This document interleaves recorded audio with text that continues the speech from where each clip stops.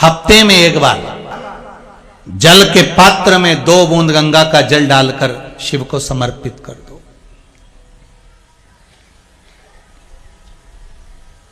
शिव को समर्पित।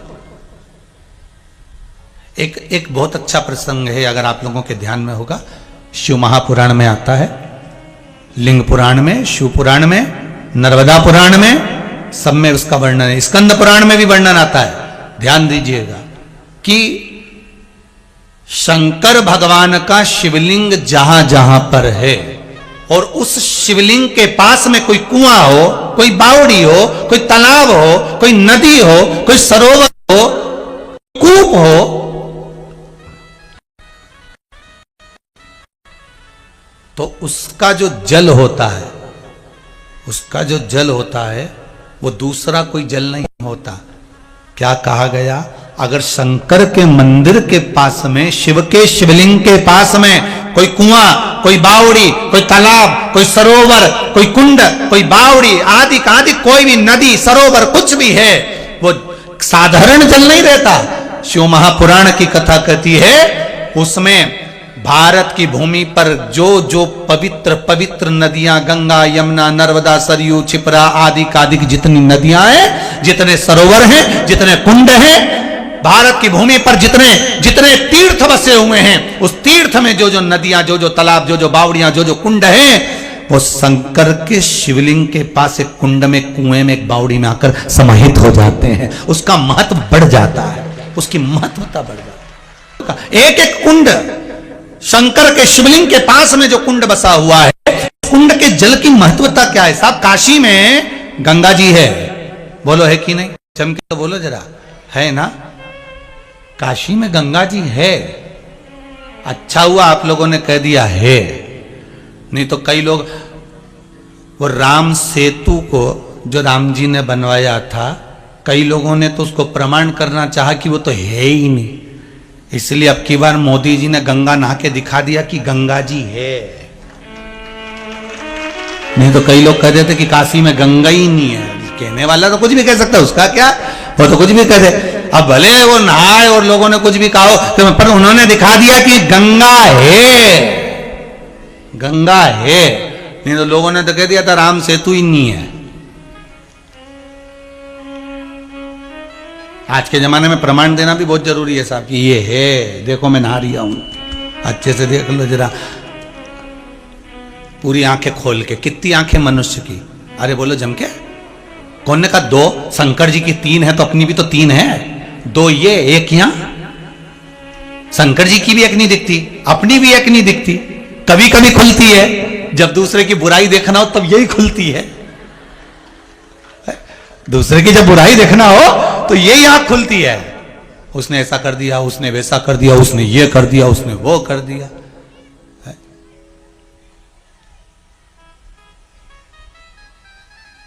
आंख खुलना हो बता दे। अब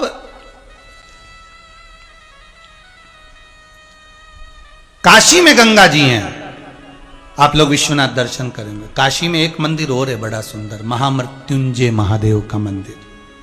कौन से महादेव का? महामृत्युंजय महादेव का मंदिर।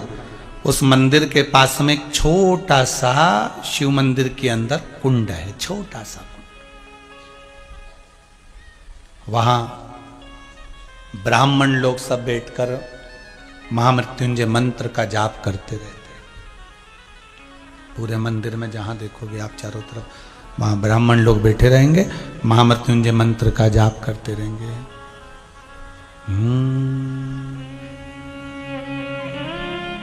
महामृत्युंजय मंत्र का स्मरण करते, ब्राह्मण बैठे मंत्र पढ़ रहे। आप भी मौन होकर, बोलकर नहीं, वेद मंत्र का स्मरण करते हुए घट की जिह्वा से इस महामृत्युंजय मंत्र को इस वायलिन की धुन के साथ में स्मरण करेंगे।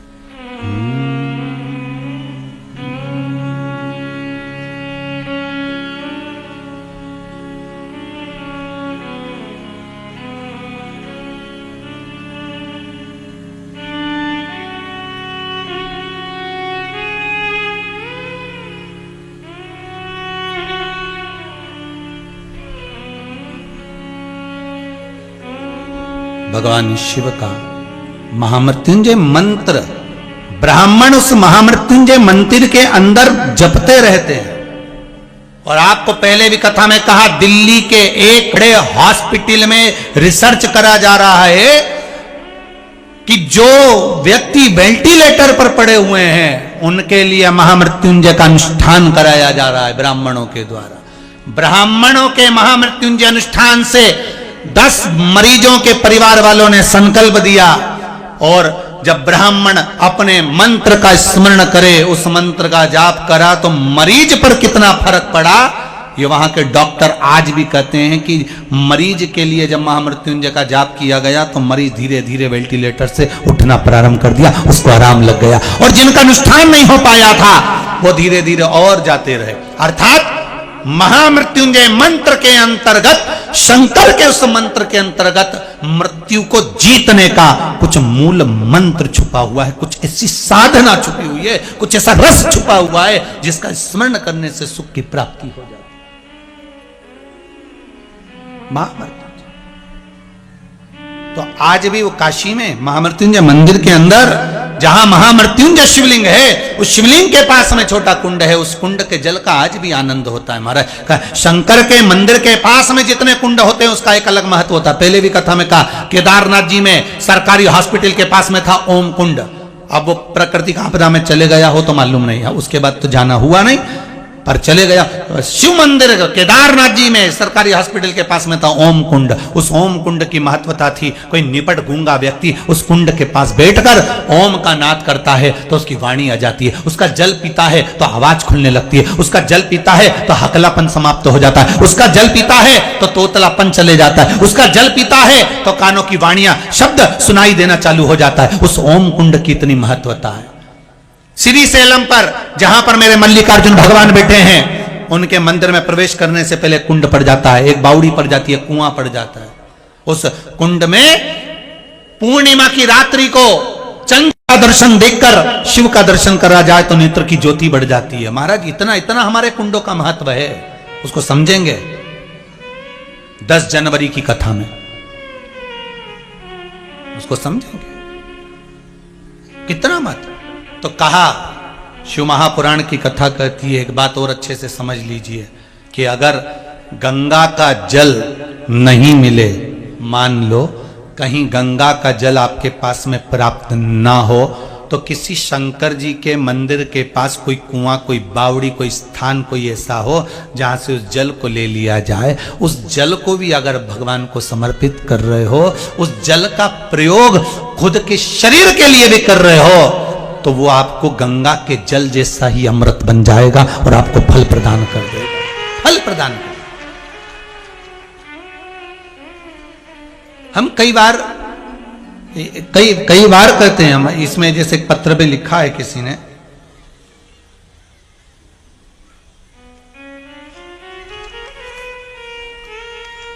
रजनी रघुवंशी परासिया जिला छिंदवाड़ा से आई हैं, कहीं हो तो खड़ी हो जाएं, दोनों हाथ एक बार अवश्य हिलाएं, हर हर महादेव का स्मरण कर कर। इन्होंने पत्र में लिखा है, रजनी रघुवंशी परासिया जिला छिंदवाड़ा, कहीं बैठी हैं तो हाथ हिलाइएगा। गुरुदेव,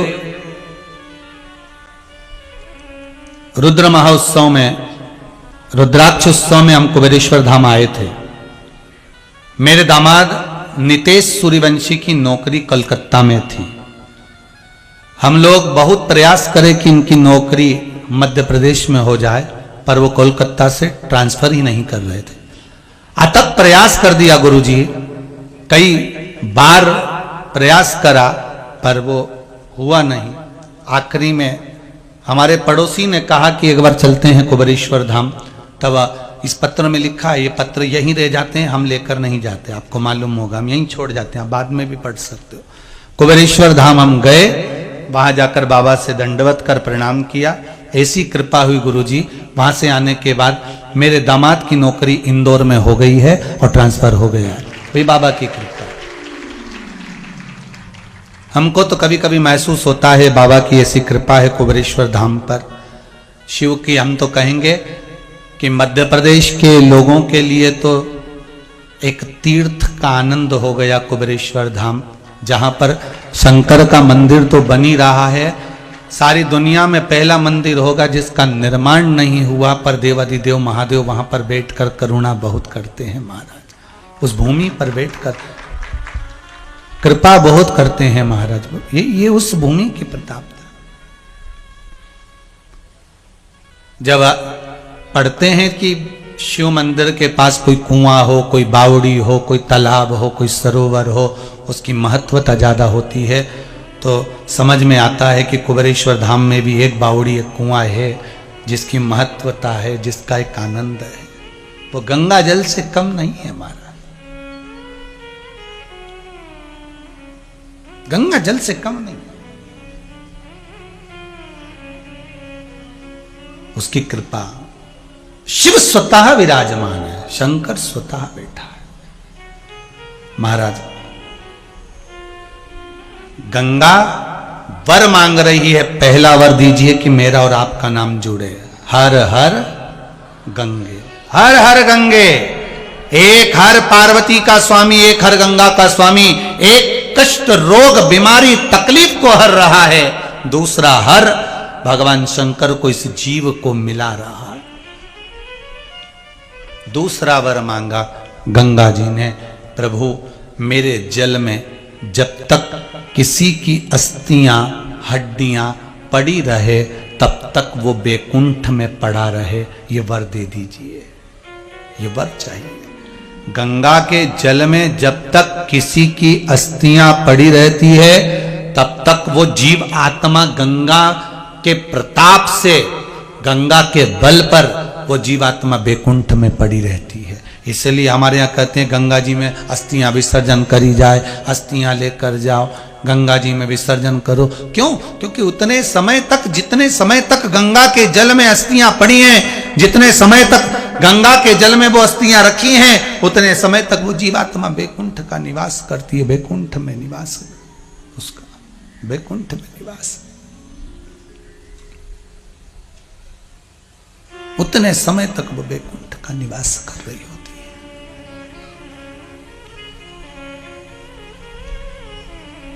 इसलिए मैया ओ गंगा मैया, मैया ओ गंगा मैया। हे मां, बड़ी पवित्र है तू, बड़ी पावन।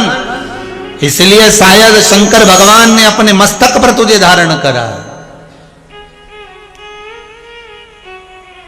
इसलिए अपने मस्तक पर धारण करा। भगवान शंकर के तेज पुंज को ले जाकर गंगा जी को दिया। गंगा जी के जल में शिव जी के उस तेज पुंज से 6 बालक ने जन्म लिया। 6 बालक ने जन्म लिया तो गंगा मैया थक गई इनका लालन पालन करने में, तो इन्होंने संतों की, ऋषियों की, धर्म पत्नियों को बुलाया, कृतिकाओं आप आओ। कृतिकाओं को बुलाकर कहा कि कृतिकाओं एक काम करो, इन 6 बालक को आप पालन करो, इनका पोषण करो। कृतिकाओं ने पालन पोषण करा तो कृतिकाएं भी उन बालकों को एक साथ दूध कैसे पिलाएं, एक साथ पानी कैसे पिलाएं, एक साथ सुलाएं कैसे। कृतिकाएं थक गई तो कृतिकाओं ने विचार करा ऐसे काम नहीं चलेगा। 6 बालक को सुलाया, हाथ में जल लिया। अगर हमारा सातित्य पक्का है, हमने पति की सेवा परमेश्वर मानकर करी है, हमने पति के चरणों का अनुमोदन करा है, हमने पति के चरणों का स्मरण करा है, हमने पति के चरणों को नमन किया है, तो ये 6 बालक एक हो जाए। 6 बालक,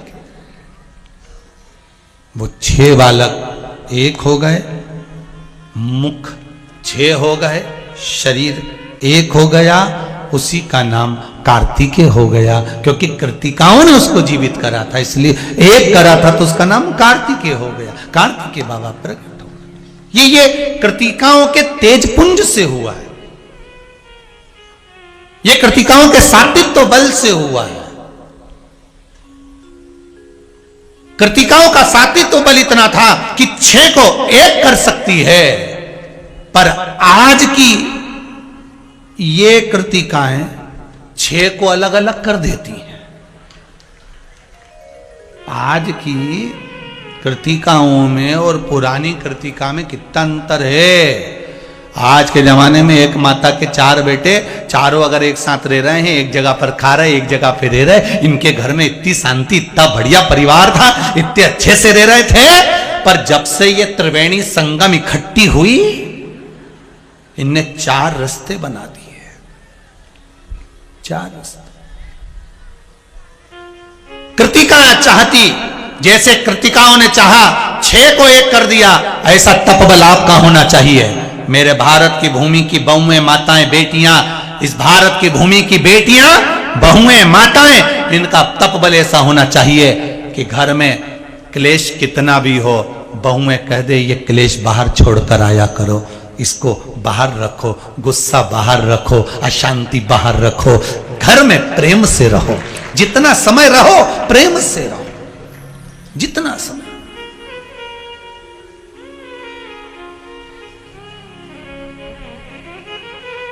कितना तब्बल था कृतिकाओं का कि कृतिकाएं कह रही हैं कि हम हमारे पतियों के चरणों को प्रणाम करते हैं, नमन करते हैं, साष्टांग करते हैं। आप में से कितनी माताएं जो अपने पति को रोज प्रणाम करती है? हाथ उठाओ जरा, जो रोज धोख लगाए अपने पति को, जो रोज धोखे। अरे एक हाथ तो उठा लो री, उठाया 1 2 3 4 5 6 7 8 9 10 10:30। वो उठाया, गिरा दिया। मैं समझ गया करवा चौथ पे पड़ती होगी चलनी में मुंह देख के, तभी समझ में आता।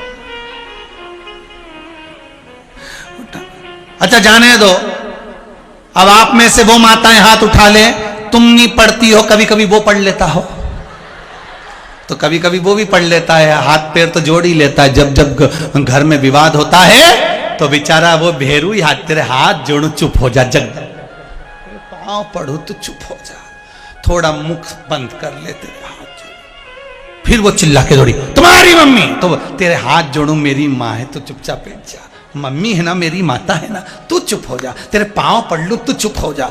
ये कभी नहीं पढ़ी पर उसने 50 बार पढ़ ली है, चुप हो जा। वो तो घर में एक नरियल रखता है रोज फोड़ने के लिए, उठते से ही फोड़े, जगजननी जगदम्बा जगद्धात्री चंद्र घंटा जय हो आपकी, एक नरियल रखता है। प्रणाम नहीं करे के उठा लीजिए, प्रणाम तो करना चाहिए, थोड़ा भले ज्यादा नहीं करो पर करो। पहली बार शर्म आए तो इतना घूंघट करके पढ़ी लो, पहली बार उसको भी शर्म आएगी पाँव पढ़वाने में, तो 500 का नोट देगा कि 70 साल में आज पढ़ रहे, 40 साल हो गए शादी के, कभी नहीं पाँव पढ़ा इन्हें, हमेशा सिर ही पढ़ा मेरा, आज पाँव पड़ी।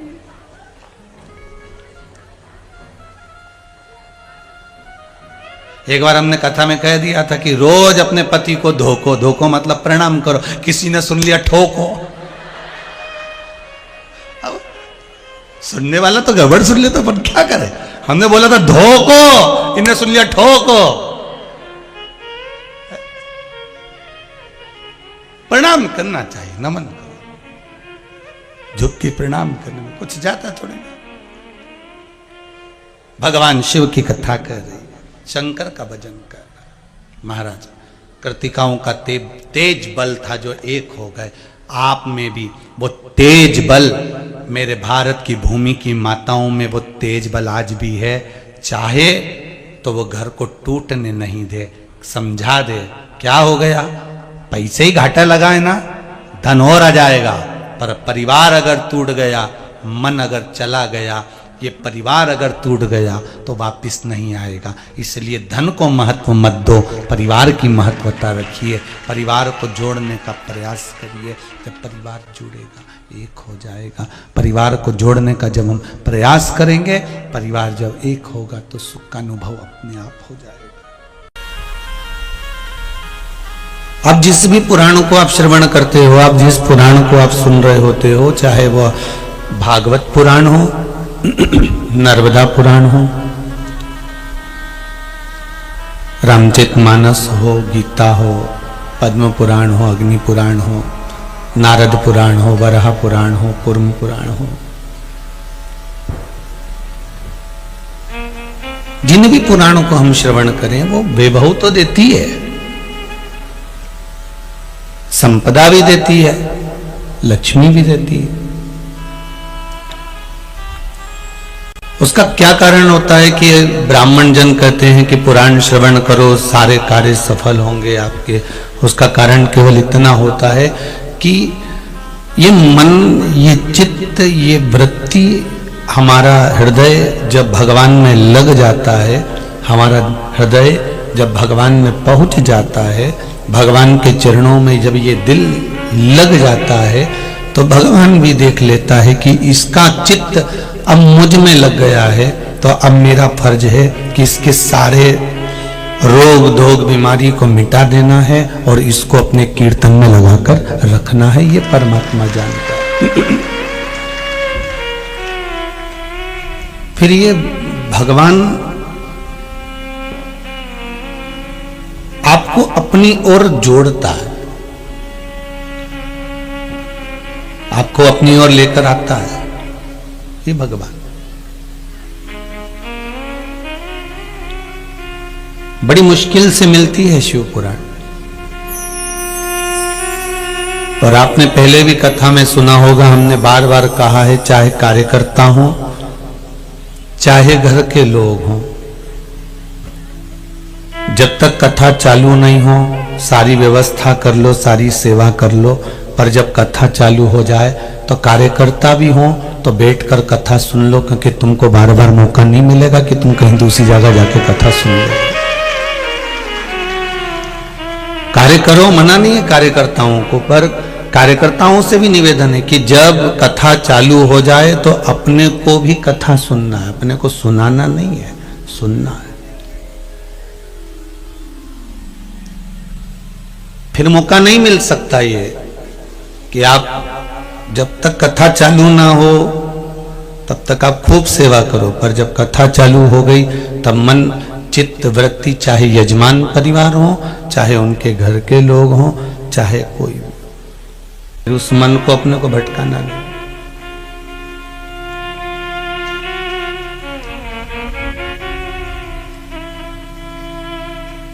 इस चित्त को, इस मन को भगवान की ओर हमें लेकर जाना।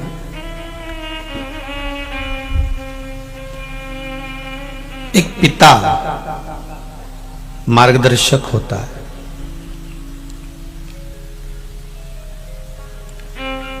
एक मां बच्चों की मार्गदर्शक होती है।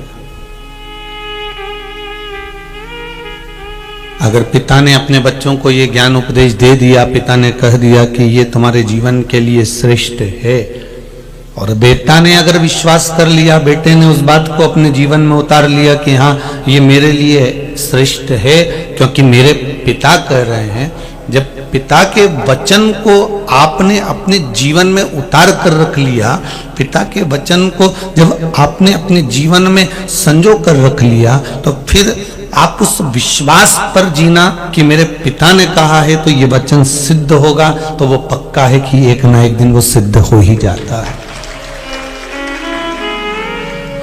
वो सिद्ध हो जाता है।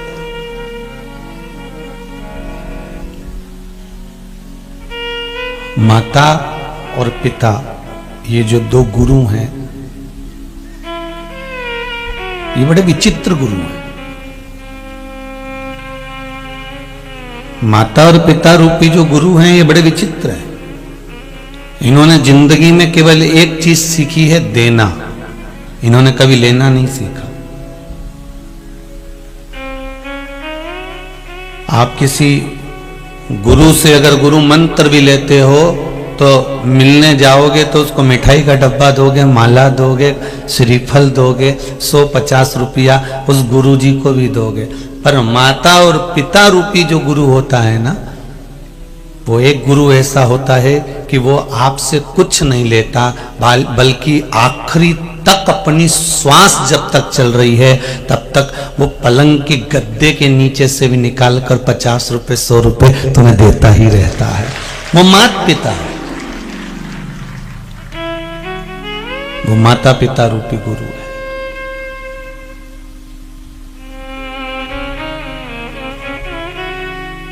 कितनी भी बूढ़ी हो गई मां, जैसे गौ माता भले दूध देना बंद कर दे पर गोबर तो दे रही है ना, गौमूत्र तो प्रदान कर रही है ना, वो आपका कल्याण तो कर रही है ना, भले वो बूढ़ी हो गई।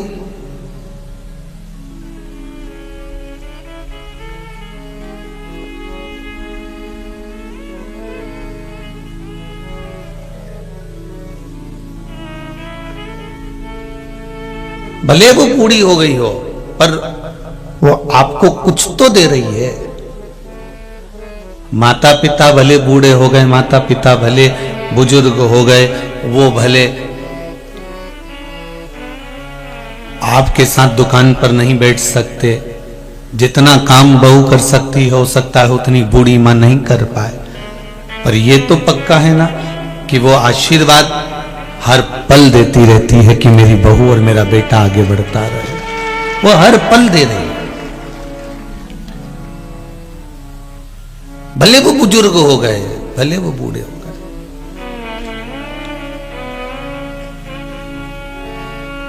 चार गुरु होते हैं। पहला गुरु है मां, दूसरा गुरु है पिता, तीसरा गुरु है शिक्षक, चौथा गुरु है सतगुरु।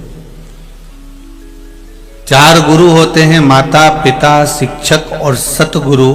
इन चार गुरुओं में पहले नंबर का गुरु है मां, जो बेटे को सतमार्ग की ओर लेकर जाती है।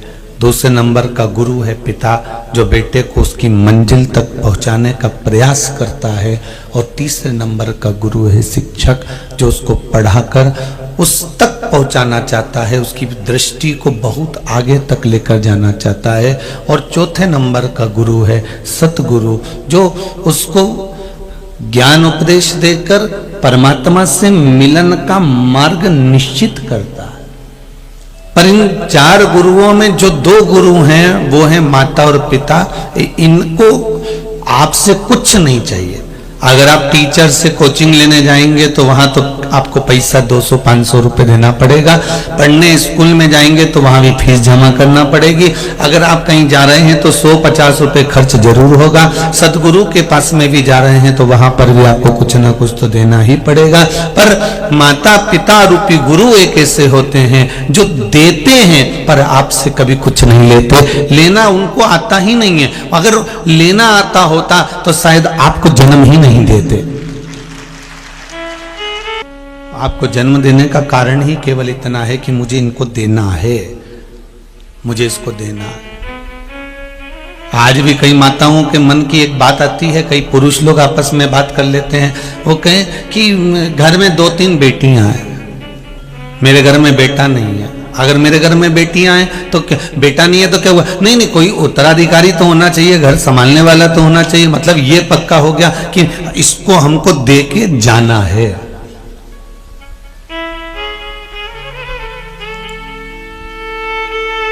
हमें इसको देना है कुछ।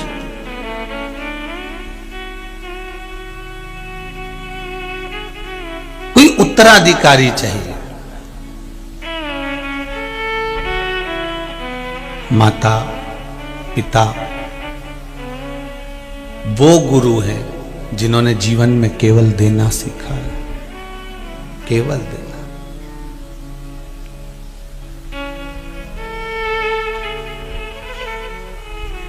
पर बच्चों का फर्ज है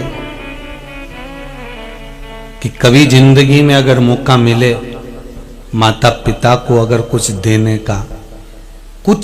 का अगर मौका मिले तो पीछे मत हटना। जब माता पिता को देना क्या है उसका भी एक अंदाजा लगा कर रखना। माता पिता कभी नहीं कहेंगे कि बेटा मुझे 100 रुपए दे कि 50 रुपए दे।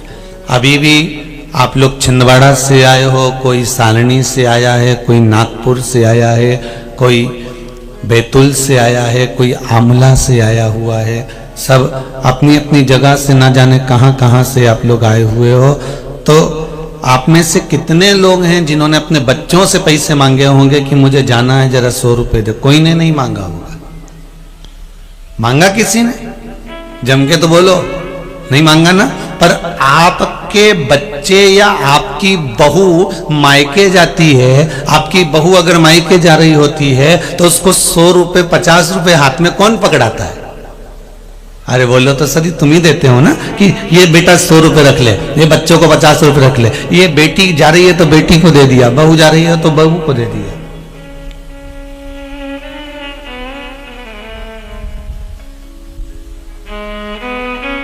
ये 100 रुपए, ये 50 रुपए आप रख लीजिए।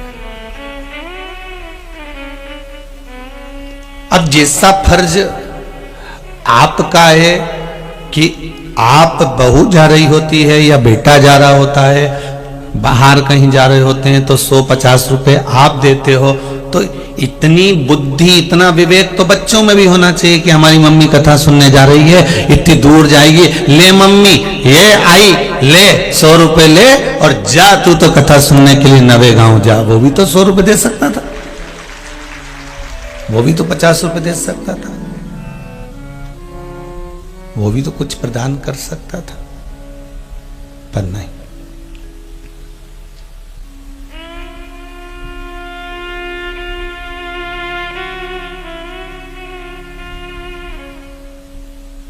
रामायण किस किसने सुनी है? जरा हाथ ऊंचा करो।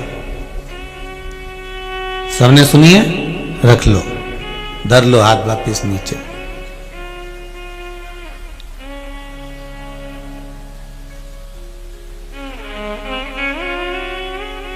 पूरी रामायण में एक जगह ऐसी है, पूरी रामचरितमानस में दशरथ जी ने राम जी को वन भेजा, कैकेयी माता ने राम जी को वन भेजा, राम जी वन चले गए। जनक जी ने अपनी बेटी को समझाया, बेटी समझ गई।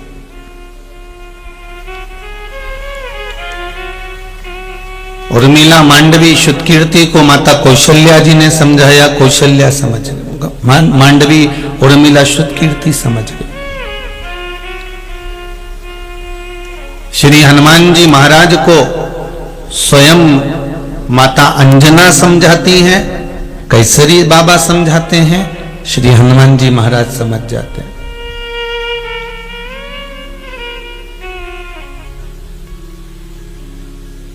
पर पूरी रामचरितमानस में एक स्थान ऐसा आता है, एक जगह ऐसी आती है कि उस स्थान पर हनुमान जी सारी जगह छोड़कर उस पर्वत पर चढ़कर उस पे लात रखकर वो पर्वत पर अपना पांव रखकर फिर लंका की ओर जाते हैं, और पर्वत पर जैसे ही पांव रखा वो पर्वत जमीन में चला जाता है, पाताल में चला जाता है। सुना है कि नहीं सुना? जिस पर्वत पर हनुमान जी ने अपना चरण रखा, जिस पर्वत पर हनुमान जी ने अपना पांव रखा, जिस शिला पर हनुमान जी ने अपना पांव रखा, वो पर्वत पांव रखते से ही पाताल में चला गया और हनुमान जी उड़कर सीधे पहुंच गए लंका की ओर। और बीच में हनुमान जी के लिए सुरसा भी आई, विश्राम के लिए व्यवस्था भी करी गई, सब कुछ करा गया। पर हनुमान जी सबकी परीक्षा में पास होते होते होते होते लंका पहुंच गए। हनुमान जी लंका पहुंच गए। पर कभी आपने विचार करा कि जीवन में कभी अपनी दृष्टि से देखा आपने? ये त्रिनेत्र शिव महापुराण की कथा चल रही है, इसमें 3 नेत्रों का व्याख्यान वर्णन है। 3 नेत्रों से आप ध्यान रखिएगा। रामचरितमानस तो अपन ने पढ़ी, ध्यान भी करा, स्मरण भी करा, सब कुछ पढ़ा।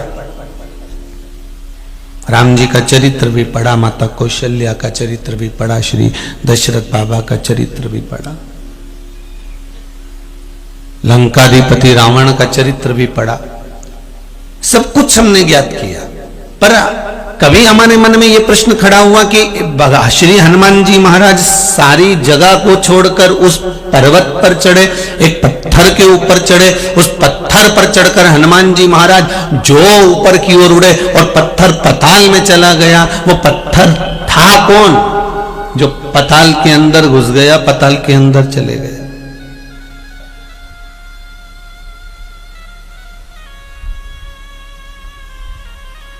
मेरे भगवान कृष्ण जिस जिस वृक्ष के ऊपर चढ़े, जिस जिस डाली पर बैठे, उस डाली का भी वर्णन हमारे शास्त्रों में है।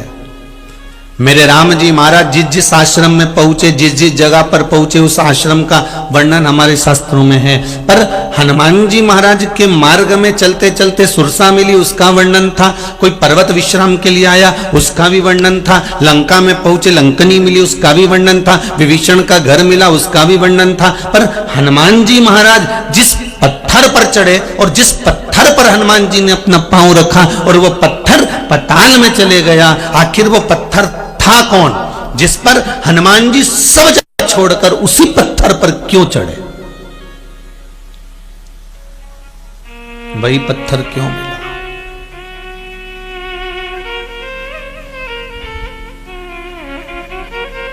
पत्थर वही प्राप्त क्यों हुआ? और कोई दूसरा पत्थर हनुमान जी को क्यों नहीं मिला ऊपर चढ़ने के लिए? मिल जाता पर नहीं।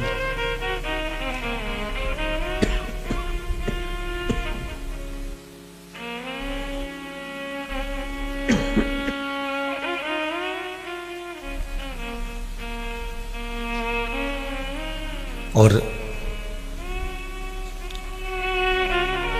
श्री हनुमान जी महाराज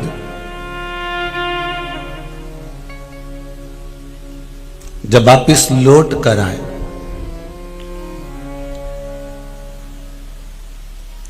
तब मेरे राघव जी ने हनुमान जी से कहा, जानकी जी मिली? जी प्रभु। कुछ निशानी लाए हो? जी प्रभु। चूड़ामणि दे दी।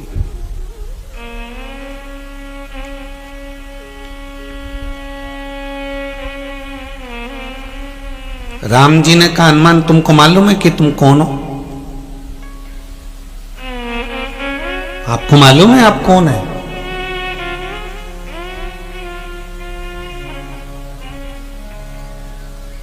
आपसे कोई पूछे कि आपका पता क्या है, आपका एड्रेस क्या है, आपसे कोई पूछेगा आप कहां से आए हो, तो आप अपना एड्रेस बता सकते हो कि हम बैतूल से आए, हम छिंदवाड़ा से आए, हम यहां से आए, हम वहां से आए, आप कह सकते हो। और अगर आप यहीं नवे गांव से भी आए हो तो आप कह दोगे मेरा इस वार्ड में इस जगह पर मेरा घर है, घर का नंबर 15 है और मेरा एड्रेस ये है। तो कोई आपसे कह दे ये तो आपके घर का एड्रेस है, आपका एड्रेस बताओ कि आप कहाँ रहते हो। तो उसने फिर कहा कि मेरी दुकान पे रहता हूं, तो दुकान का एड्रेस है। तुम्हारा एड्रेस कहाँ है, तुम कहाँ रहते हो?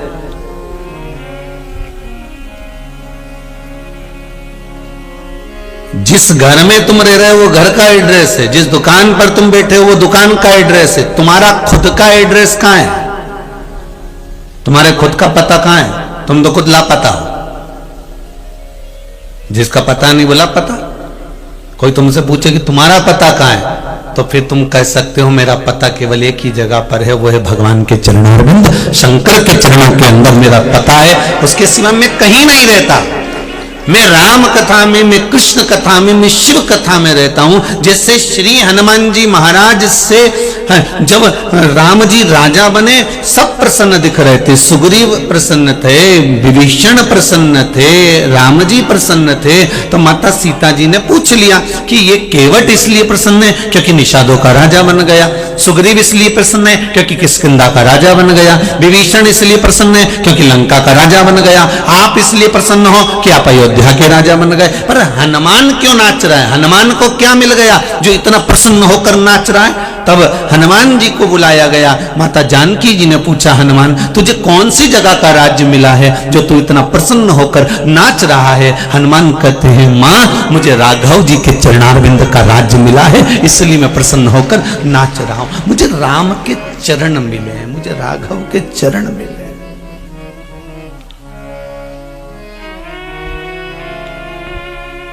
पवन तनय संकट हरण मंगल मूर्ति राम लखन सीता सहित हृदय बसहु सूरभूमि। मुझे राघव जी के चरण प्राप्त हो गए, मुझे राम जी के चरण मिल गए। ये मुझे जो राज्य मिला है ये कोई साधारण नहीं है। कोई आपसे कहे कि आपका पता क्या है तो घर का पता नहीं देना है हमको। दुकान का पता नहीं देना है हमको, हमारा खुद का पता दीजिए कि हम कहाँ हैं। आज इतनी इतनी दूर से ये माताएं, छिंदवाड़ा से कोई 60 किलोमीटर, कोई 80 किलोमीटर, कोई 200 किलोमीटर, कोई 150 किलोमीटर, इतनी कड़कड़ाती हुई ठंड में माताएं बैग ले लेकर आई हुई हैं। कोई स्कूल में ठहरी हैं, कोई पंडाल में सो रही हैं, कोई भाई लोग कहीं पड़े हुए हैं। तो इनसे पूछा जाए तुम क्या मिला तुमको, जो तुम लोग अपना अपना गांव छोड़कर, अपना अपना नगर छोड़कर, अपना अपना शहर छोड़कर, अपना अपना क्षेत्र छोड़कर ये नवे गांव में आकर रह रहे हो 7 दिन के लिए। तो इनसे पूछा जाए तो एक बात जरूर कहेंगे कि हमारा ठिकाना, हमारा मन, हमारी चित्त, हमारी वृत्ति और हमारा दिल शंकर के चरणों में लग गया, इसलिए अब न ठंड दिखती है न गर्मी दिखती है। हमारा तो केवल मन परमात्मा तक लग गया। सीताराम सरकार ने पूछा, राम जी पूछ रहे हैं, क्यों रे हनुमान, कुछ निशानी लाया है? ये चूड़ामणि लाया। अच्छा हनुमान, तुम शिव के अवतार हो, तुम्हें मालूम है? हनुमान जी ने कहा, प्रभु आपको नहीं मालूम कि आप नारायण के अवतार हो? आप नारायण के अवतार हो, मैं शिव का अवतार हूं, और ना मैं आपके बिना रह सकता हूं, ना आप मेरे बिना रह सकते हो। इसलिए मेरा अवतार हुआ है और इसीलिए आपका भी अवतार हुआ है। जी राम जी ने कहा, हनुमान पूर्व के लेन देन मिटाने के लिए हमारे अवतार हुए हैं।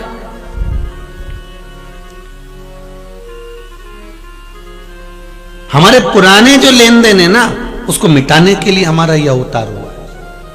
और आपका जो जन्म हुआ है ना भाई, चाहे हमारा हो, चाहे आपका हो, चाहे संसार सागर में जितने आस्था टीवी पर कथा सुन रहे हो, जितने फेसबुक यूट्यूब पर श्रवण कर रहे हो, जितने पंडाल में सुन रहे हो, जितने माइक द्वारा सुन रहे हो, ध्यान से सुनना, आपका और हमारा जन्म पूर्व के कुछ लेन देन मिटाने के लिए हुआ है। कोई साधारण हुआ है क्या? पुराना लेन देन मिटाना है हमको। अच्छी खासी चलती हुई दुकान में कहीं का व्यक्ति ऐसा आ जाएगा, कोई व्यक्ति, कोई मित्र, कोई सखा, कोई रिश्तेदार, कोई नातेदार, कोई कुटुंबी, कोई कबीले वाला ऐसा मिल जाएगा जिससे तुमसे उधार मांग लेगा। भैया दे दोगे क्या 50,000 रुपए? दे दोगे क्या 5,000 रुपए? हाँ हाँ ले ले, अभी दे देना, मैं बस 15 दिन में पैसे वापिस कर दूंगा। और जो खाया आज तक नहीं आया। अब पत्नी कह रही अपने पति से, और दे दो, जाओ, खूब तुम नेता बनते हो ना देने के लिए, जाओ दे दो, तुम तो खूब दानदाता बनते हो तुम तो। अब पत्नी कह रही है, अब पति भी मन में सोचे, अब करूं क्या, तुम बता करूं क्या? नहीं तुम तो दो, तुम तो दिए जाओ। अब जरा विचार करिए, पैसा तुम्हारा, धन तुम्हारा, संपदा तुम्हारी, और लेके भाग गया दूसरा, चले गया दूसरा लेकर। अब तुम गुस्सा भी करो, फोन भी करो, मोबाइल भी करो, उसके घर भी जाओ तो भी नहीं मिले, ना दे, तो विचार करोगे अब क्या करें, अपना तो खा गया वो, भगवान जाने कौन था। पर अब अंदाजा लगाना कि ये अपन इसको पहचानते नहीं, जानते नहीं, व्यापार में मिला था, व्यवसाय में मिला था, आया और लेकर चले गया। कभी कभी अपने रिश्तेदार लेकर चले जाते हैं। तो सोचो कि आखिर यही क्यों खाया, इसी ने क्यों पैसा लिया, इसी ने उधार क्यों लिया, यही क्यों लेकर गया। तो समझ में आ जाएगा कि पूर्व में हमने इसका खाया होगा, इसलिए आज ये हमारे पास आकर हमारा खाकर चले गया। पूर्व का कर्म का भोग, ये आज का नहीं। मत बुरे कर्म कर बंदे, वरना पछताएगा। भगवान की आंखों से तू बच नहीं पाएगा, तू बच नहीं पाएगा।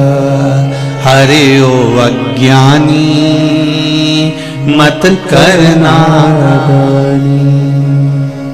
बचना मुश्किल है उस परमात्मा की दृष्टि से। हमारे भले 2 नेत्र हो, 3 नेत्र हो, पर मेरे परमात्मा के तो हजारों नेत्र हैं साहब, जिनसे वो देखता रहता है हमारे कर्मों को और उन कर्मों के अनुसार हमें फल प्रदान करता, उस कर्म के अनुसार हमें भोगना पड़ता। पत्नी मिली है कर्म के अनुसार, और जीजियों आप भी ध्यान रखना, पति मिला है कर्म के अनुसार, ससुराल मिला है कर्म के अनुसार, बहू मिली है कर्म के अनुसार, सास मिली है कर्म के अनुसार। जैसा तुमने पूर्व में करा होगा, अगर किसी गाय को एक रोटी दी होगी, उसको सहलाया होगा, उसकी सेवा करी होगी, तो बहू वही गाय बनकर आती है, तुम्हारी सेवा करती है। किसी गाय को डंडा मारा होगा, दरवाजे से धक्का देकर भगाया होगा, चिल्लाकर भगाया होगा, पानी डालकर भगाया होगा, डंडा मारकर भगाया होगा, तो बहू भी ऐसी जगदम्बा मिली है, बहू भी कम मिली।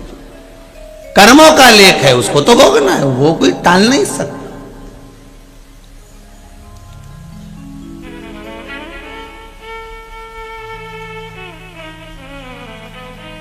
तुम अकेले कमा रहे हो और तुम्हारे सारे भाई खा रहे हैं, तुम अकेले दुकान चला रहे हो और तुम्हारा पूरा परिवार बैठकर खा रहा है, तो रोना मती।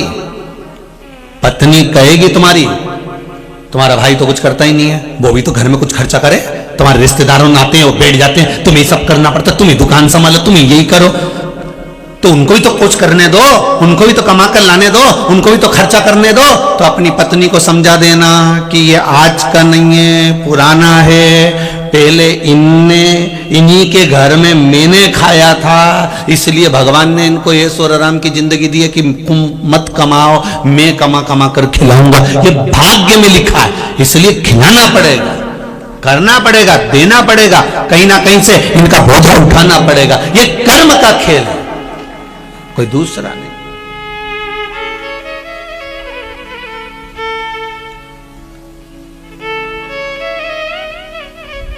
जब किसी व्यक्ति की हॉस्पिटल में भर्ती होने के बाद छुट्टी होती है, तो उसको दवाई गोली देकर विदा करते कि नहीं करते? बोलो जरा जम के बोलो। करते हैं कि बिना दवाई गोली के भेज देते हैं? जब हॉस्पिटल में पड़ा था, बीमार पड़ा हुआ था, हॉस्पिटल में एडमिट था, एडमिट होने वाला व्यक्ति जब हॉस्पिटल से वापस अपने घर जाता है, तो उसके साथ थोड़ी ना थोड़ी दवाई बांध कर दे दी जाती है। दवाई क्यों देते हैं? भैया ये दवाई टाइम पे खाना, अगर टाइम पे नहीं खाओगे तो वापस हॉस्पिटल आना पड़ जाएगा, अगर समय पे नहीं लोगे तो वापस तुम्हें भर्ती होना पड़ जाएगा। ये दवाई लो, इसको घर पर जाकर खाना, सुबह की ये, शाम की ये, दोपहर की ये, 2 ढक्कन ये पी लेना, 1 ढक्कन ये पी लेना, और दवाई दे दी, खांसी की ने, खुल्ला की ने, साफ दवाई ले लुआ के तुम अपने अपने घर चले गए। अब समय पर अगर तुमने दवाई नहीं ली तो वापस हॉस्पिटल जाना पड़ जाएगा। नरकों का भोग भोग रहे थे, हॉस्पिटल में पड़े हुए थे, कर्म का भोग ऊपर जाकर भोग रहे थे। भगवान से कहा अब मेरी छुट्टी कर दीजिए, अब मैं घर जाना चाहता हूं। भगवान ने कहा दवाई खाना पड़ेगी तो क्या खाने को तैयार हूं। भगवान ने कहा तो जन्म दे दो इसको वापिस पृथ्वी पर, मृत्यु लोक में वापिस जन्म दे दिया, और मृत्यु लोक में आए तो फिर वही सुख दुख, दुख सुख, वही दवाई रोज सुबह दोपहर शाम खाने को मिल रही है। कोई ने अपशब्द कह दिया, कोई ने ताने दे दिया, कोई ने गालियां दे दी, कोई ने कुछ कह दिया, कोई पैसा खाकर भग गया, तुम्हारे कहीं व्यापार घाटा लग गया, कहीं कुछ लग गया। ये कर्मों का भोग है जो मनुष्य को भोगना पड़ेगा।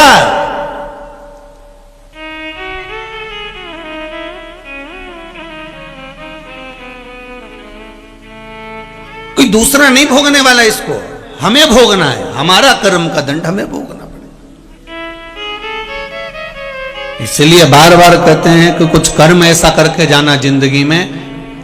महाराज एक सेठ जी मर गए और बहुत करोड़पति सेठ जी मर के ऊपर गए, और ऊपर जाते ऐसी बैकुंठ का दरवाजा बजाया, जैसे कुंडी बजाई तो इतने में द्वारपाल बाहर निकला, क्या है,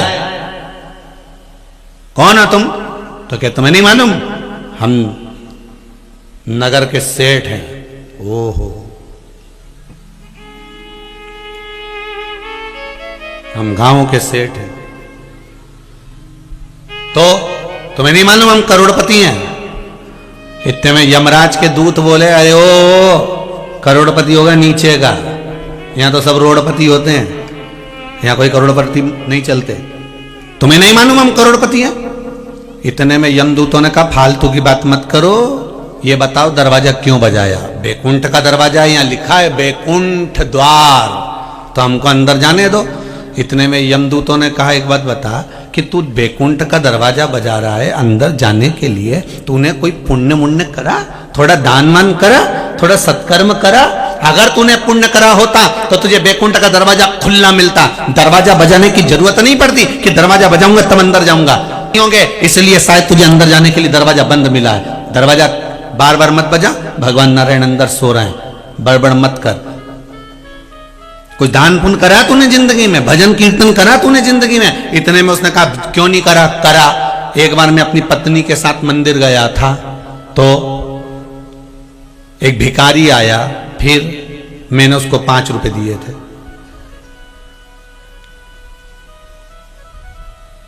यमराज के दूतों ने दूसरे दूत से कहा कि लिख ले रहे इसके 5 रुपए लिख। इन्हें 5 रुपए दिए थे। और एक बार मैं कहीं जा रहा था दूसरे गांव, मेरी गाड़ी के सामने एक लड़का आ गया, एक्सीडेंट हो गया, गिर गया। मैंने उसकी दवाई के लिए 300 रुपए दिए थे। अच्छा, यमदूतों ने एक दूसरे से कहा लिख ले 305। देखो 300 तो उसको दिए, 5 रुपए वहां दिए। कितने हो गए रे? बोलते जाओ जरा। 305। और बोल। एक बार मेरी चाबी गाड़ी की नली में गिर गई थी, गटर में चली गई थी, नाली में। फिर मैंने किसी छोरे को बुलाया, वो में से चाबी निकलवाई, उसके मैंने 3 रुपए दिए थे। कितने हो गए? 308। ठीक है, और बोल।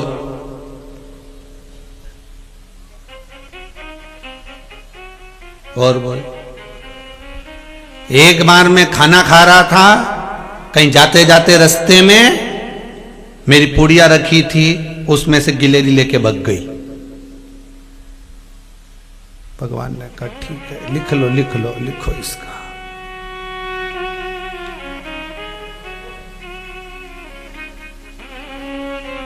अब तो जाने दो अंदर।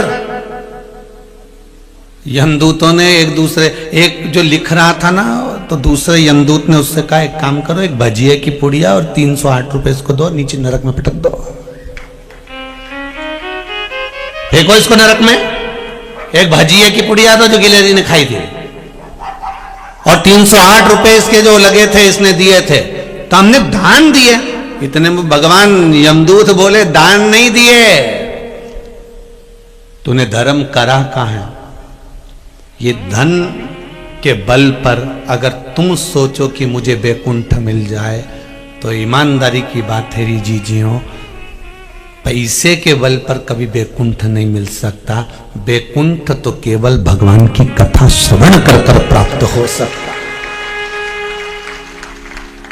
ना राम नाम लीनो तूने भरी जवानी में, तू डूब के मर जा रे चुल्लू भर पानी में। तू डूब के मर जा रे चुल्लू भर पानी में।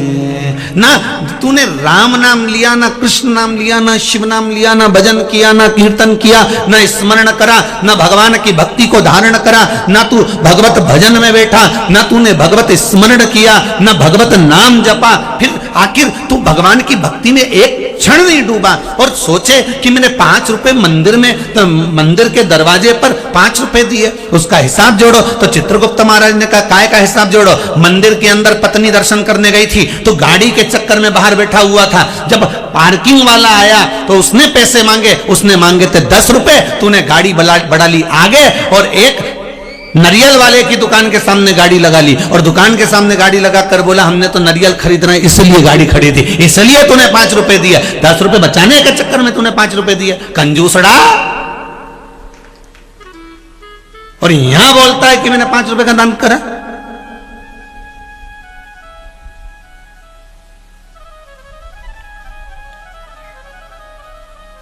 ये दुनिया में ऐसे ना जाने कितना कंजूसड़ा होन पड़ा हुआ है।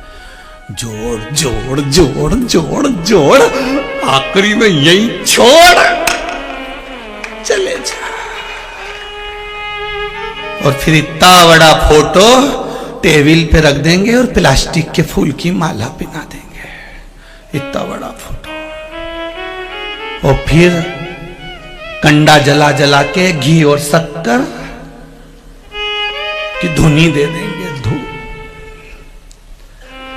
घी और शक्कर इसलिए छोड़ेंगे कि जब भगवान ने दिया था तो घी नहीं खा पाया, भगवान ने दिया था तो शक्कर नहीं खा पाया क्योंकि शुगर हो गई थी, और घी इसलिए नहीं खाया कि बीपी हो गया था। तो घर के लोग कहेंगे अब घी शक्कर ही छोड़ दो, बीपी और शुगर में गया है, छोड़ो। यमदूतों ने कहा आपने कोई भगवान का भजन करा है? तो सेठ जी बोले, करोड़पति सेठ बोला, भजन करता तो कमाई कौन करता? अभी अभी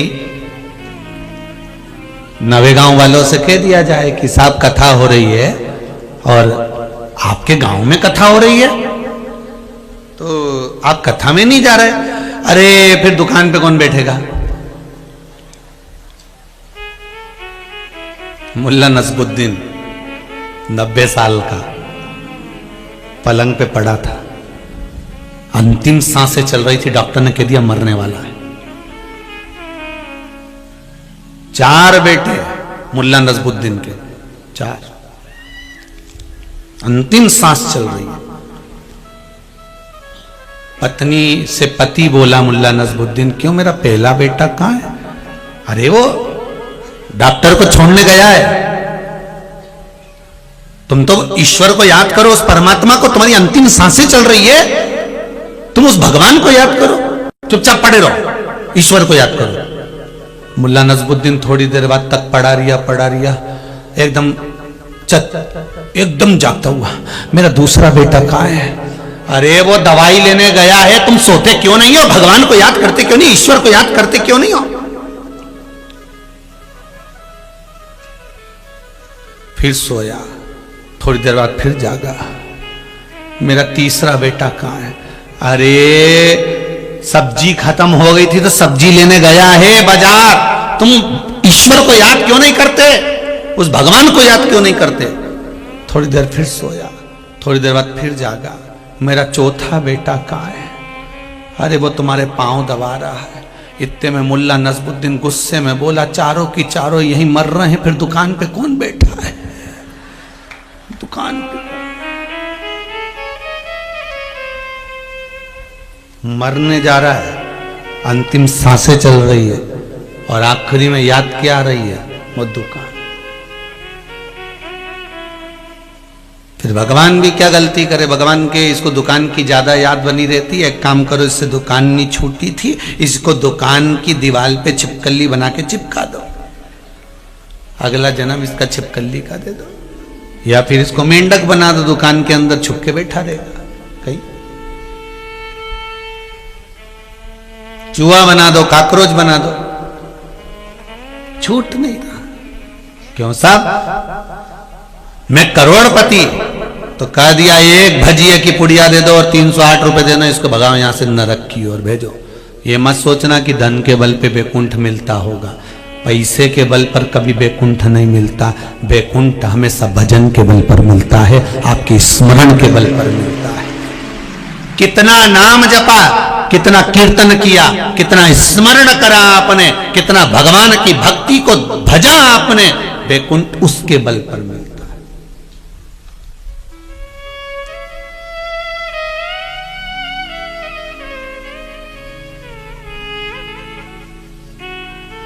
बैकुंठ उसके बल पर। अभी भी कुछ नहीं बिगड़ा, आप सबसे निवेदन है, मौका है भगवान के भजन का। टीवी के माध्यम से जितने सुन रहे हैं उनको तो मौका भगवान दे ही रहा है, जितने आस्था चैनल के माध्यम से, जितने फेसबुक यूट्यूब के माध्यम से कथा को सुन रहे हैं, उनको तो मैं बार बार धन्यवाद और नमन करता हूं आपके विश्वास को कि आप लगातार शिव महापुराण की कथा सुन रहे हो। ये आपको साधुवाद का। जितने आस्था चैनल के माध्यम से, जितने फेसबुक और यूट्यूब के माध्यम से कथा सुन रहे हो, आप सबको बारंबार नमन करता हूं, आपके विश्वास और आपकी श्रद्धा को नमन करता हूं। और इतना विश्वास आपने भगवान से जोड़ लिया शिव महापुराण के माध्यम से, इतना विश्वास जुड़ गया आपका कि आप टीवी के सामने बैठकर कथा सुनकर भी आप जो व्रत करते हो, जो साधना करते हो, ये इन पत्रों में लिखा है कि हम टीवी के माध्यम से कथा सुने और हमने ये करा और हमको लाभ मिला। ना हम आपसे मिले ना आप हमसे मिले, और भगवान की भक्ति में ऐसे जुड़ गए कि बाबा ने आपको अपने चरणों में लगा लिया। यही तो चाहिए, यही चाहिए। शिवजी भगवान राम करें हनुमान जी से, आप जानते हो आप कौन हो? हनुमान जी ने कहा शंकर का अवतार, आप नारायण का अवतार। पर हमारा अवतार क्यों हुआ है कि पूर्व के कर्म को हमें भोगना है, इसलिए हमारा अवतार हुआ। पूर्व के कर्म को हमें भोगना।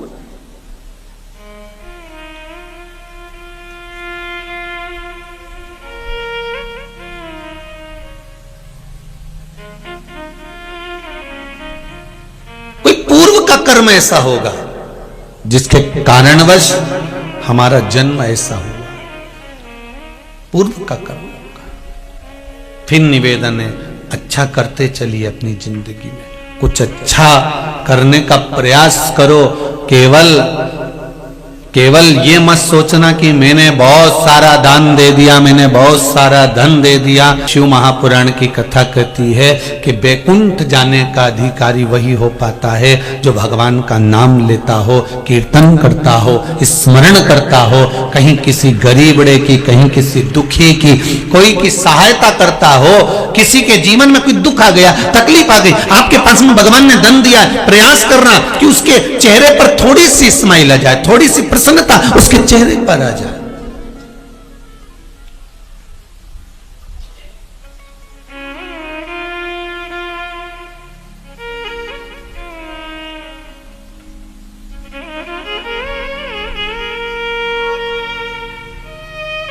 प्रयास करना कि उसके चेहरे पर थोड़ी सी प्रसन्नता का भाव प्रकट हो जाए।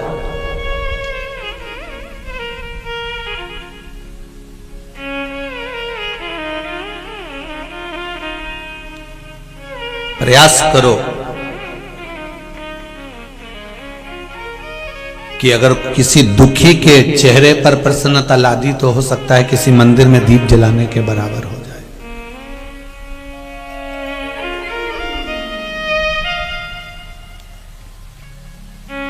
दीप जलाने के बराबर हो जाएगा अगर किसी के चेहरे पर प्रसन्नता आ गई।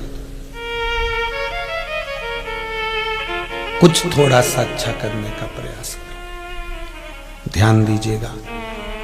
भगवान राम ने कहा, हनुमान एक बात कहना चाहूंगा, ये जितने नदी, तालाब, सरोवर, बावड़ी, वृक्ष, लता, पत्र, पत्थर, ये सब पूर्व समय के कर्म का भोग रहे हैं, इसलिए ये पत्थर बन गए। शिव महापुराण कहती है, गरुण पुराण कहती है, 20 लाख योनि, 84 लाख योनियों में 20 लाख योनि तो इन पेड़ पौधे की है। ये भी तो कर्म का भोग रहा है। कितना दुख सहन कर रहे होंगे, ठंड में पेड़ खड़े के खड़े हैं, कोई उनकी पत्ती नोच रहा है, कोई फल नोच रहा है, उसमें केरी लग गई तो पत्थर मारे जा रहे हैं, पत्थर पड़ रहा है।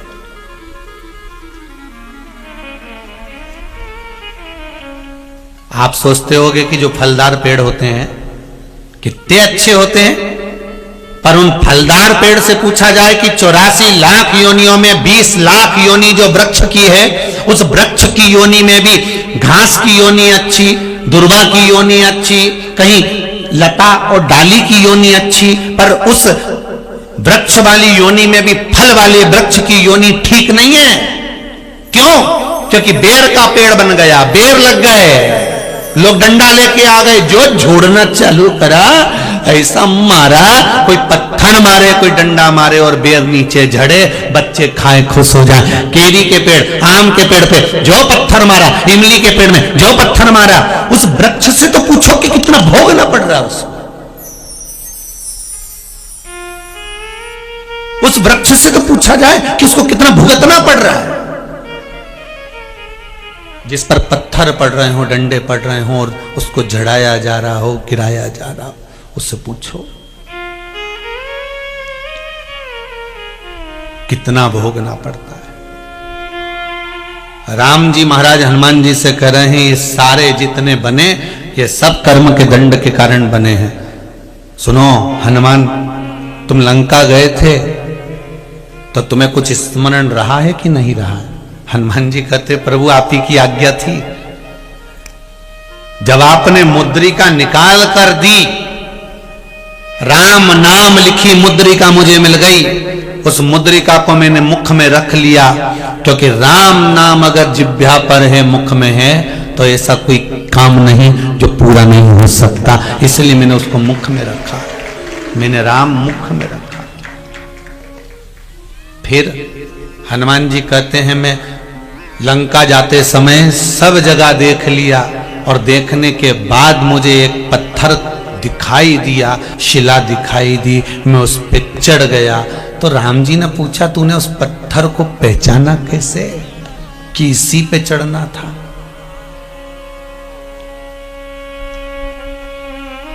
तूने पहचाना कैसे उस पत्थर को?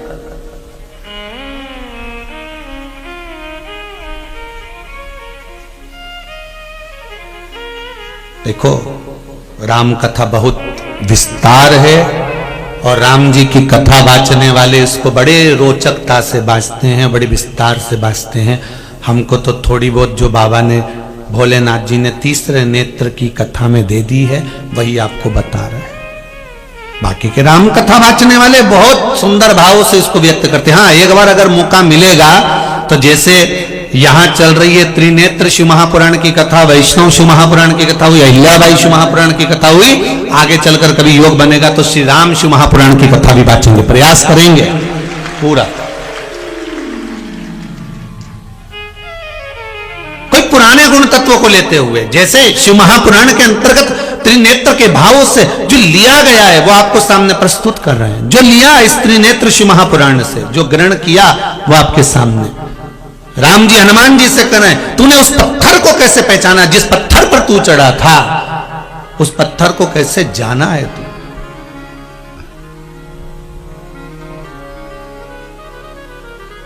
कैसे पहचाना?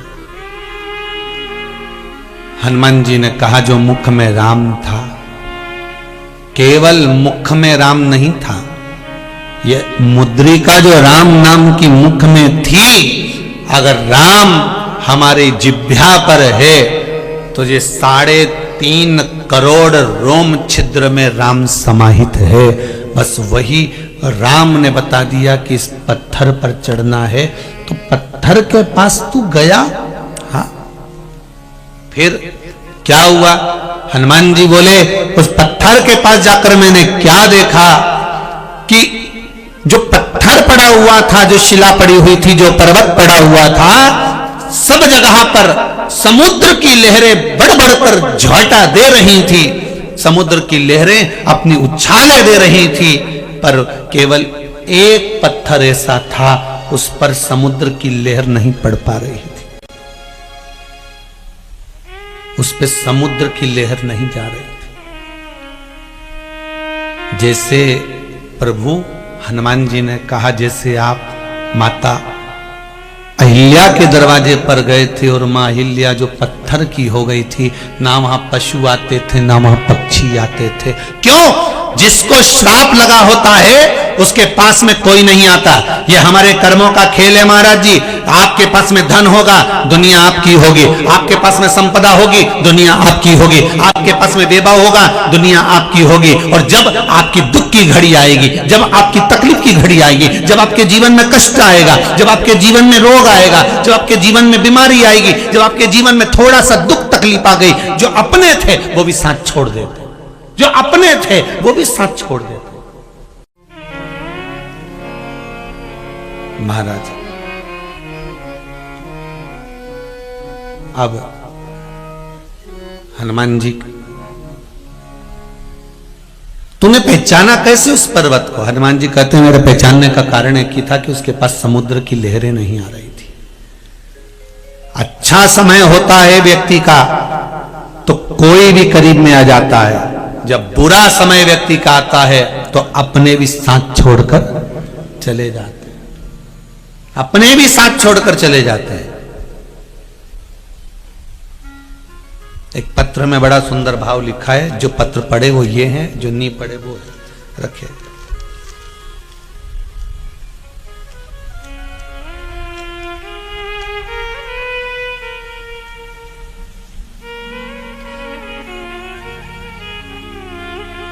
पुष्पलता प्रकाश बारंगे सारणी से हैं।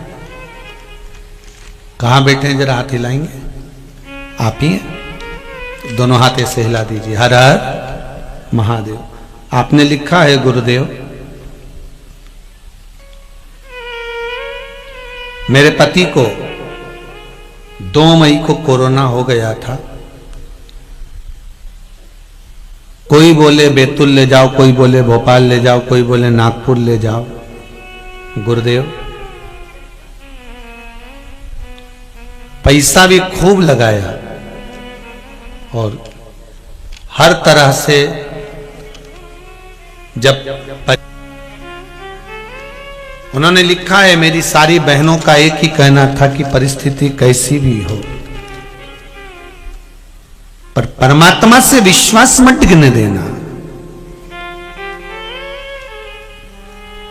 शिव महापुराण की कथा बार बार कहती है कि परमात्मा से भरोसा मत टिकने दो। आपको पहले भी कथा में कहा, चाहे टीवी के माध्यम से सुन रहे हो, फेसबुक यूट्यूब के माध्यम से सुन रहे हो, चाहे पंडाल में बैठकर कथा सुन रहे हो, अपने विश्वास को डोलने मत देना। दुनिया के लोग बहुत डिगाएंगे, कहां चक्कर में पड़े हो, कहां सियोर वाला महाराज के चक्कर में पड़े हो, कहीं उसको कुछ आए फालतू की बात करे वो तो व्यासपीठ पे बैठकर, फिर भी आप कह देना भले फालतू की बात करे पर एक बात तो कहता है ना कि शंकर पर विश्वास करो, वही काफी है, बस इतना ही बहुत है। करे वो फालतू की बात करे पर उनकी एक बात है कि विश्वास भगवान पर करो, विश्वास शंकर पर करना। संसार के लोगों पर विश्वास करोगे तो एक दिन नीचे चले जाओगे, और मेरे शिव पर विश्वास करोगे, राम और कृष्ण पर विश्वास करोगे तो परमात्मा के द्वार चले जाओगे। विश्वास पूर्ण होना चाहिए, भरोसा दृढ़ होना चाहिए। कहें लोग कहेंगे, खूब कहेंगे। दुनिया के लोगों के पास में एक ही काम बचा, बस कहीं ना कहीं बुराई छाटो, निकालो और बोलो, पर अपने को नहीं। अपने को शिव भजन करना है, अपने को राम भजन, कृष्ण भजन करना है, अपने को परमात्मा का स्मरण करना। कहे कहे तो आग लगे बस्ती में, जम के बोलो जरा अपन रहो मस्ती में, क्या किसको रोइए चादर तान के सोइए। अपने को नहीं मतलब किसी से कि वो क्या कर रहा है, क्या बोल रहा है, क्या करने वाला, नहीं नहीं, अपन मस्त। बोल हनुमान, तूने कैसे पहचाना? राम जी से हनुमान जी कह रहे हैं, उसके पास में समुद्र की लहरें नहीं आ रही थी, बस इससे पहचान गया। हाँ, व्यक्ति के घर में लोग, मेहमान, रिश्तेदार कब आते हैं? जब उसके पास में कुछ होता है। फोन भी लोगों के जब ही आते हैं जब उसके पास कुछ होता है। जब संपदा ज्यादा होती है तो दूसरे भी अपने बन जाते हैं, और जब संपदा नहीं रहती तो अपने भी पराये हो जाते हैं। तो मैंने पहचान लिया कि समुद्र की लहर उस पर्वत के पास में, उस पत्थर के पास में नहीं आ रही। समुद्र की लहर उस पर्वत के पास में, उस पत्थर के पास में नहीं आई। मैं जान गया था। फिर इसलिए मैं उस पत्थर पर चढ़ गया। राम जी ने कहा, हनुमान तुम उस पत्थर को पहचानते हो? हनुमान जी बोले, प्रभु बस यहीं तक जानता हूं कि समुद्र की लहर उसके पास नहीं पहुंची, इसलिए मैं उस पर चढ़ा हूं। ओ राम जी ने पूछा, ऐसा क्यों करा? हनुमान जी बोले, आप ही ने तो कहा था कि मैं आया, बीच में मुझे निषाद मिला, एक केवट एक साइड में बैठा हुआ था, बाकी के सारे निषाद पास में खड़े हुए थे, सारे निषाद नजदीक में खड़े हुए थे, सारे केवट पास में थे। तो तुमने क्या करा प्रभु? आखिरी में जो बैठा हुआ था उसको बुलाया, एक केवट तुम आओ, राधे, एक केवट तुम आओ, एक केवट तुम पहुंचो। उस केवट को बुलाया, और केवट को जब बुलाया तो केवट आया। केवट ने एक ही बात की, मेरी नाव जो है नीचे से उसमें एक छेद हो गया है तो उसमें पानी भरा जाता है, मेरी नाव में बिठा लूं, बस एक काम करवा लो कि तुम पाँव धुलवा लो। राम जी की ये बात हनुमान जी के मन में थी कि उनने भी एकांत में पड़े हुए उस केवट का उद्धार कर दिया था, तो क्यों ना मैं जाते जाते इस पत्थर का उद्धार कर जाऊं, इसलिए मैं उस पर चढ़ गया। तुम उस पत्थर को पहचानते हो? हनुमान जी ने कहा नहीं पहचानता था, पर पहचान गया क्योंकि समुद्र की लहरें नहीं आ रही थी उसके पास में, इसलिए मैं उस पर चढ़ गया था। जानते हो वो कौन है? राम जी ने जब पूछा, हनुमान ने कहा मैं नहीं जानता। राम जी ने उसी पल कहा, हनुमान वामन अवतार जब मैंने लिया था, मैं वामन अवतार लेकर जब राजा बलि के दरवाजे पर भिक्षा मांगने गया था, दरवाजे पर भिक्षा मांग रहा था, राजा बलि के द्वार पर मैं भिक्षा मांग रहा था। राजन भिक्षाम देहि, राजन भिक्षाम देहि। राजा बलि जो धर्मात्मा था राक्षस था, असुर, पर धर्म उसके भीतर था, क्योंकि प्रहलाद के वंश का था, इसलिए दान धर्म पुण्य करना जानता था। 98 यज्ञ राजा बलि कर चुका था, 99 वाला यज्ञ चल रहा था, और मैंने जाकर उसके दरवाजे पर भिक्षा मांगी थी। फिर वामन भगवान का रूप रखकर मैं गया था, भगवान राम कहते हैं मैं वामन भगवान बनकर गया था। फिर प्रभु क्या हुआ ये तो बताइए। तब भगवान कहते हैं जब मैं उसके यहां भिक्षा मांगने गया, तब मैंने उसके द्वार पर जाकर आवाज लगाई, द्वारपालों ने जाकर राजा बलि से कहा, राजा बलि दौड़ के दरवाजे पर आया कि ब्राह्मण का बालक आया है, मैं उसको भिक्षा दे दूं। पर मैं जैसे ही दरवाजे पर पहुंचा तो वामन भगवान ने कहा, राजन भिक्षा चाहिए। राजा बलि भिक्षा चाहिए, आवाज लगाई भिक्षा मांगने के लिए। तब राजा बलि मुझसे कहते हैं, प्रभु भिक्षा चाहिए? हाँ तो ले लो जो चाहिए आपको। भगवान बोलते हैं संकल्प छोड़ना पड़ेगा, संकल्प छोड़। फिर राजा बलि उस समय पर अपने बेटे को आवाज लगाए, जे जे बेटे को आवाज लगाई राजा बलि ने, जे जे। राजा बलि ने अपने पुत्र को आवाज लगाई, बेटा दौड़ कर आया, पिताजी बोलिए क्या बात है, क्या बात है बोलिए।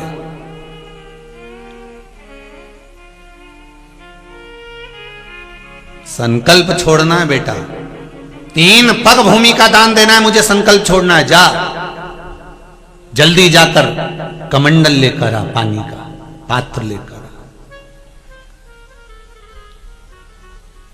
बेटा खड़ा रहा। खरगोन की कथा याद करो, उसमें एक बात कही थी, जब तक तुम्हारा शरीर चले और तुम्हारे घर में चले, तब तक सारे पुण्य कर लो, दान कर लो, सत्कर्म कर लो, सब कर लो।